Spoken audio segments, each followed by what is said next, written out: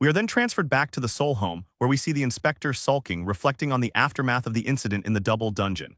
As he mindlessly goes about his business, his assistant approaches with breaking news.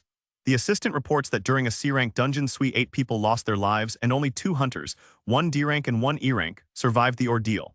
The weight of the news hangs heavy in the air, showing just how dangerous the world of hunting truly is. The inspector, though not confused, thought that after the 8 hunters died, the 2 low-ranking survivors must have escaped the dungeon. However, his assistant reported that they had actually cleared the dungeon. The assistant explained that the survivor Jin-Ho likely had high-ranking equipment which enabled him to defeat the boss. But there was something odd about this. While the usual boss, a giant arachnid, had killed 8 people at once, this was an unusual outcome. The inspector then realized that his assistant was hiding something. The assistant went on to reveal that one of the survivors was E-rank hunter Sung Jin-Woo, who had also survived the double dungeon incident. The inspector remarked that he should suspect Jin-Woo as well, especially given the high-end magic meter they had been using at the time. The powerful equipment was certainly telling. Then the assistant reported another troubling fact. Among the dead hunters was Hunter Hwang Dong-suk. The inspector immediately understood that there was a deeper motive behind all of this. Something didn't add up, and he realized that he couldn't simply let it go.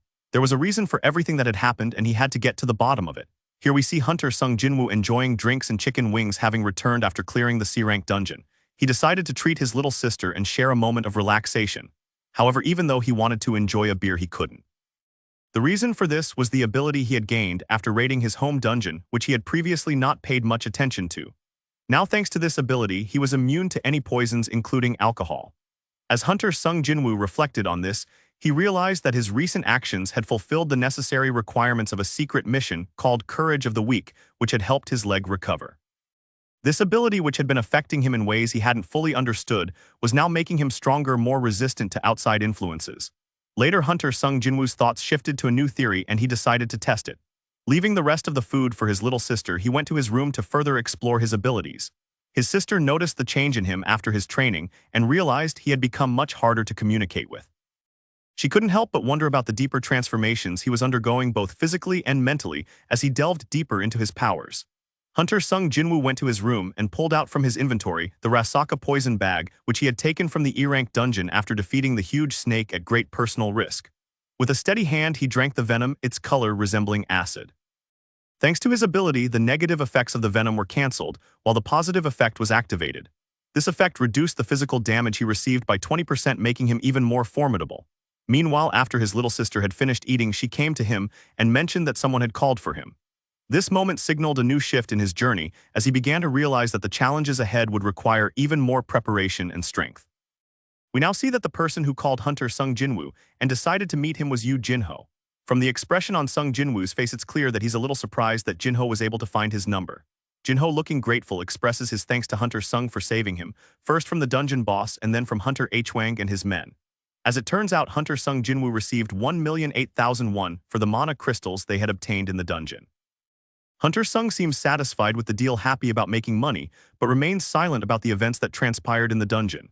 Jin-ho, however, states that it was Hwang and his men's fault for trying to kill them, and that he couldn't tell anyone that Sung Jin-Woo had killed 8 people in the dungeon since he owed his life to him. Hunter Sung Jin-Woo then asks why Jin-ho called him here. Jin-ho, with a determined look in his eyes, responds that he has a serious conversation to have. Without letting him finish, Hunter Sung Jin-Woo interrupts, saying he's not interested in babysitting a rich brat and immediately rejects Jin-ho's proposal. However, Jin-ho shows with his entire demeanor that he's serious. He tells Sung Jin-Woo that a good reward will await him if he agrees to work with him. Finally, Hunter Sung Jin-Woo listens, reminding Jin-ho of what happened on their recent trip to the S-rank dungeon. He asks Jin-ho if he's sure he wants to continue as a hunter after what happened there. Then a thought occurs to him.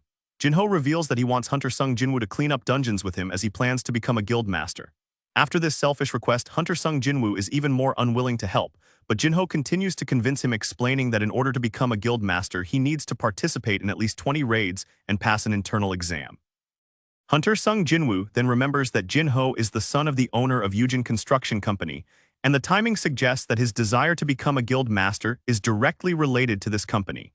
Jin-ho explains that his father wants to start his own guild, which is a very dangerous place, but it holds treasures such as magical crystals, mana crystals, and even monster corpses that can be used as materials. At this point, Hunter Sung Jin-Woo realizes that this could be quite profitable for Jin-ho's company. Jin-ho's father wants to hire an S-rank hunter to make him the guild master, with his brother acting as the vice president to run the guild in the shadow of the S-rank hunter. Sung Jin-Woo remembers that there is only one free S-rank hunter in their country right now, and Jin-Ho isn't even being considered as a guild master. Jin-Ho then reveals that he's trying to convince his father to consider him as the guild master. He tells Sung Jin-Woo that this deal will benefit him as well because everything they earn from clearing the dungeons will be shared between them. At this point, Jin-Ho assumes that Sung Jin-Woo's rank is B or even higher, which catches Sung Jin-Woo's attention. Finally, Jin-Ho hands Sung Jin-Woo some papers and asks what he will get in return. This marks a pivotal moment as the two of them look to form a powerful partnership for the future, but Hunter Sung Jin-Woo is still weighing the risks and rewards of such an alliance.